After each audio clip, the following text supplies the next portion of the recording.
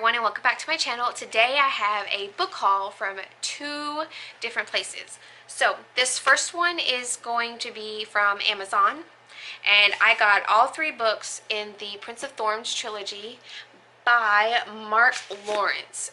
Oh no, it's the Broken Empire. The Broken Empire trilogy. So the first book, Prince of Thorns, follows Jorg, Prince Honorus Jorg Encraft. That's a crazy sounding name. But anyway, so when he was 9, he watched as, Count Rhaenar's men slaughtered his mother and his younger brother. And then at 13, he became the leader of a band of thugs, pretty much, and then by 15 he intends to be king, which would be his rightful place, since he's an heir. So it just follows him trying to gain back his throne from the count. And that's all I know about these books. But they have really pretty, it almost kind of reminds me of like Assassin's Creed. I never played them or anything, but just kind of, they're really beautiful covers. The first one's just over 300 pages, and then the second and third are about 400 pages, so pretty quick reads. Next, I got The Waking Land by Callie Bates, and this cover is, look at it, it's her hair. It's her freaking hair. It's beautiful, right? And then, so anyway, I'll just read the little thing. So, Lady Elena is fiercely devoted to the king who raised her like a daughter. But when he dies under mysterious circumstances, Elena is accused of his murder and must flee for her life. Returning to the homeland of magical legends she has forsaken, Elena is forced to reckon with her despised, estranged father, branded a traitor long ago. Feeling a strange, deep connection to the natural world, she also must face the truth about the forces she has always denied or disdained as superstition. Trapped between divided loyalties, she must summon the courage to confront a destiny that could tear her apart. That sounds like freaking amazing. Next, I got Reign of the Fallen by Sarah Glenn Marsh. So, I actually met Miss March at, I actually met her at a writer's conference here in Richmond, Virginia. I'm pretty sure it was November. And she is a super, super sweet, nice young lady. And oh my gosh, like, this sounded amazing. Odessa is one of Carthia's master necromancers, catering to the kingdom's ruling dead. Whenever a noble dies, it's Odessa's job to raise them by retrieving their soul from a dreamy and dangerous shadow world called the Deadlands. But there is a cost to being raised. The dead must remain shrouded. If even a hint of flesh is exposed, a grotesque transformation begins, turning the dead into terrifying, bloodthirsty shades. Odessa is forced to contemplate a terrifying question. What if her magic is the weapon that brings the kingdom to its knees? Oh my gosh, it's got necromancy and a pink cover with this bejeweled freaking skull, and it's amazing. Like, it's I'm super excited to read it.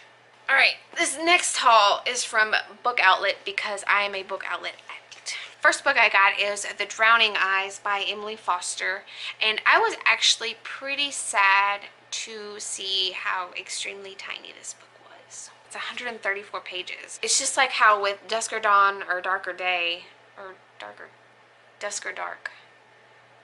Dawn or Dusk or Darker Day, or something like that, by Shannon McGuire. It was an amazing book. I loved it, but it was also really, really small. I think it was bigger than this one. But anyway, when the dragon ships began to tear through the trade lanes and ravage coastal towns, the hopes of the archipelago turned to the wind speakers on Tash. The solemn weather shapers with their eyes of stone can steal the breeze from raiders' sails and save the islands from their wrath. But the wind speakers' magic has been stolen, and only their young apprentice, Sheena, can bring their power back and save her people. So she sounded really, really interesting, but it is a beautiful cover, though. Next, I got Rebel of the Sands by Alwyn Hamilton. This book follows a girl named Amani who lives in a place called Dustwalk, where for humans, it's not a good thing, especially if you're poor, orphaned, and female, and she's all three.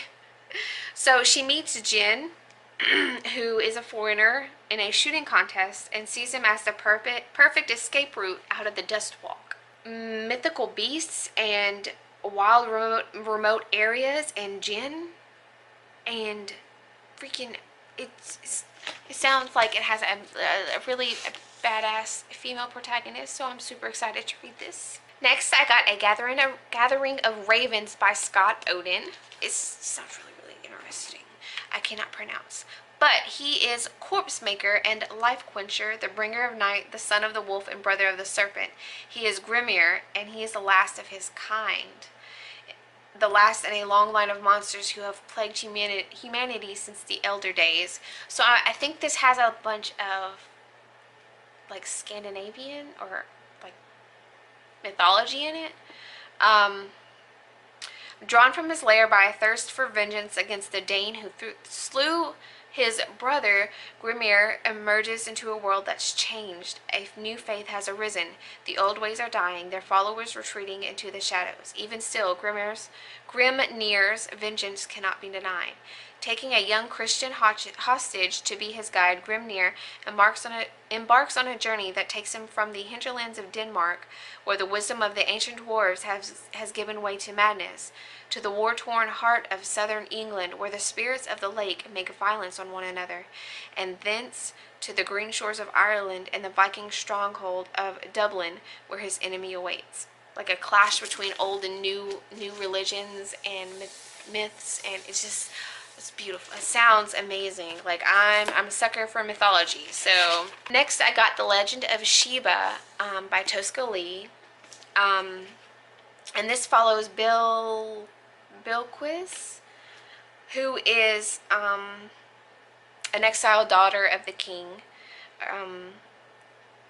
And after a desperate overland march and battle for the capital, she claimed the crown, basically.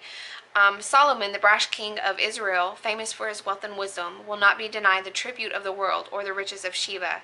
With the future of her nation at stake, the one woman who can match wits with Solomon undertakes the journey of a lifetime in a daring bid to save her kingdom. An explosive retelling of the history of the legendary king and queen and the nations that shaped history. Oh my gosh. It just sounds really interesting. Next, I got River of Ink by Paul M.M. Cooper. This, I actually have to say, was pretty much a cover buy for me. I know I read the inside, but something about this cover just like got me in this beautiful blue. I'm a sucker for blue, y'all. So this takes place in 13th century Sri Lanka. The poet Asanka lives a life of ease and service to the king, but when Kalinga Maga, an invader from India, usurps the throne, whatever. Asanka's role as court poet changes dramatically. Maga may be a merciless ruler, but he is also a lover of poetry, and he commands Asanka to translate a favorite Sanskrit epic into the Tamil language spoken by his new subjects. But it is a poem with uneasy parallels to the country's oppressive new reality, and as each new passage is disseminated, Asanka's translation, first inadvertently, then deliberately and dangerously, arouses and inflames his fellow people. Oh my gosh. Oh, okay. This book sounds just really beautiful and interesting. Next, I got The Thief by Jennifer Fallon. 10 years have passed since the events of the Demon Child books that left the god Exapista dead, the nation Kareen without a religion or king, and the matriarchal country of Medellin ruled by men. But it is in the kingdoms of the south that things really heat up. When Princess Rakia of Fardonia discovers she is not of royal birth, she agrees to marry a much older Hythran noble in a chance to escape the wrath of her father. Rakia takes nothing but her jewels and her base-born half-sister, Charisse, who has been her slave, handmaiden, and best friend since she was 6 years old, and who can pass as Rakia's double. These two sisters embark on a Shakespearean tale of switched identities, complicated love triangles, and meddlesome gods. Regia is rescued on the road by none other than the demon child Rachiel, still searching for a way to force death to release her near-mortal Brack. Charisse tries to act like the princess she was never meant to be and manages to draw the attention of the god of liars, who applauds her deception and only wants to help. Then there is the little matter of the god of music's magical totem that has been stolen, and how this theft may undo the universe. So it just sounds like a really, really wonderful epic fantasy. I think there are 2 more books to this series, trilogy. I don't know. Alright, that is it for my book haul. So, yeah. Alright, if you like this video, please give it a thumbs up and maybe consider subscribing. I'd really appreciate it, and I will see you guys later.